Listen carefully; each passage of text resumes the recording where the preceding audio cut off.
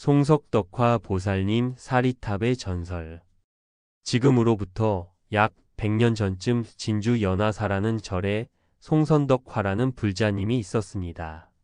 어느 날 한 스님에게 나무 아미타불을 부르며 간절히 연불하라는 가르침을 받게 됩니다. 그날부터 늘 나무 아미타불을 연불하였습니다.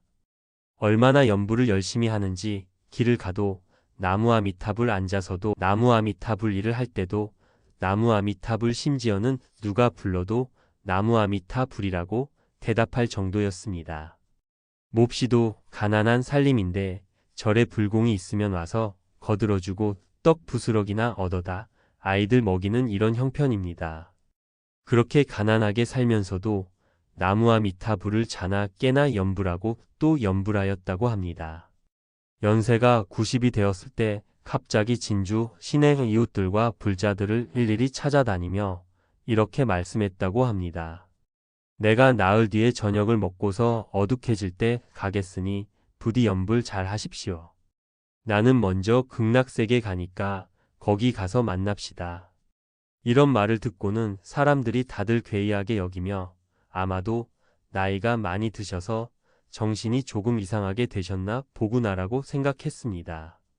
그렇게 약속한 날짜가 찾아와서 그날 가족들을 모두 불러 당부하기를 내가 오늘 저녁 때 해질 무렵에 간다. 너희들은 부디 딴짓 하지 마라. 극락도 있는 거고 천당도 있고 지옥도 있는 줄 알고 또 사람이 부처가 되는 법이 있으니 잘 명심하고 신심으로 살아야 한다. 그리고 오후가 되니까 목욕을 마치고 새 옷으로 갈아입고는 가족들에게 아무데도 가지 말라고 하는 겁니다. 해가 지고 저녁이 되었을 때 가족들에게 너희들은 내가 간 뒤에 연불 열심히 잘 하여라라고 말씀을 남기고는 주무시듯이 스르르 누우셔서 바로 숨을 멈췄다고 합니다.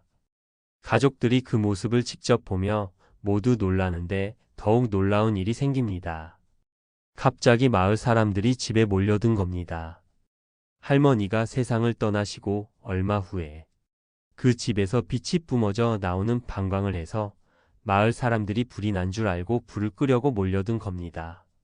이것이 진주에 널리 소문이 나서 수천 명의 사람들이 할머니의 장례식에 모이게 되었는데 화장하여 장례를 마치고 난 뒤 재를 살펴보니 영롱한 사리가 여러 개가 나왔다고 합니다.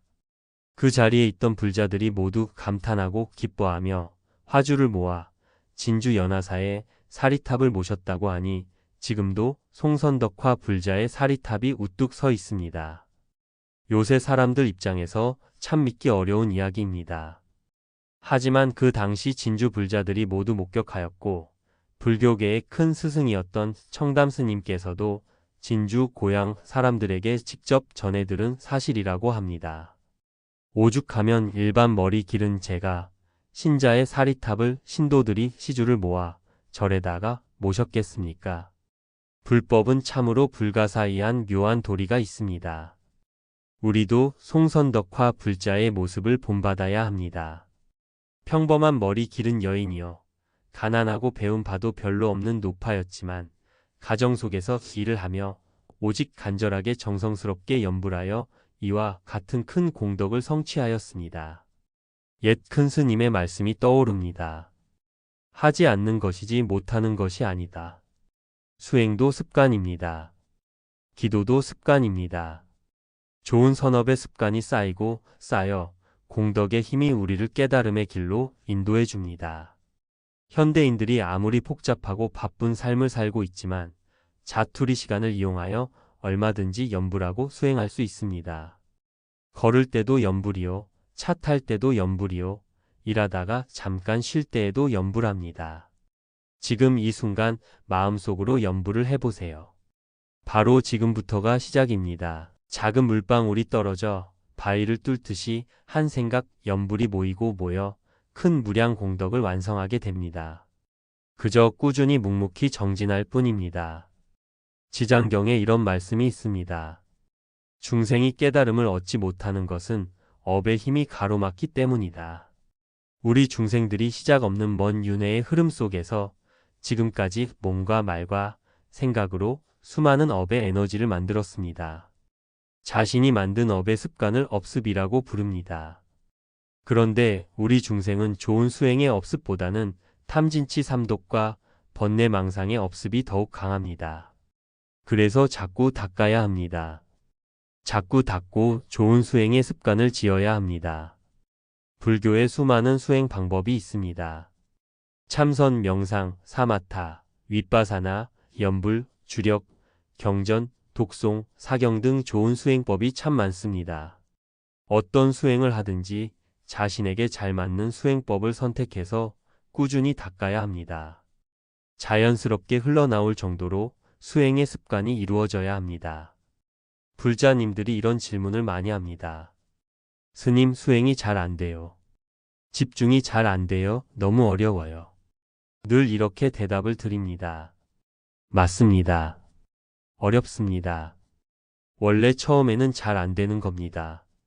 만약에 수행이 쉽고 처음부터 술술 잘 풀린다면 우리 불제자들은 벌써 다 성불했을 겁니다. 그러니 꾸준히 오래오래 묵묵히 닦아야 합니다. 저는 평소에 연불 수행을 많이 권유합니다. 불교를 처음 시작하는 사람들이 가장 쉽게 닦을 수 있고 절에 오래 다니신 분들도 가장 좋아하는 수행이 연불입니다. 또한 방법이 간단하고 명료해서 현대인들이 시간과 장소에 구애받지 않고 언제 어디서나 닦을 수 있는 것이 연불 수행입니다. 자기가 가장 좋아하는 부처님, 보살님 명호, 이름을 딱 하나 정해놓고 언제 어디서나 어떤 자세로든 소리를 내든가 내지 않든가 오직 마음을 집중해서 부처님, 보살님 이름을 부르면 됩니다. 세상에 이것보다 쉬운 수행법이 어디 있겠습니까? 1900년대 초 본사인 쌍계사를 능가할 정도로 사세가 컸던 옥천사가 밀려드는 신도들을 제대로 제접할 곳이 필요해 만들어진 곳이 바로 연화사로 창건 이후 오늘날까지 도심 포교당의 역할을 자처하고 있다. 연화사는 특이하게도 보살선 원금당 선원이 잘 운영되고 있는 대표적 사찰이다.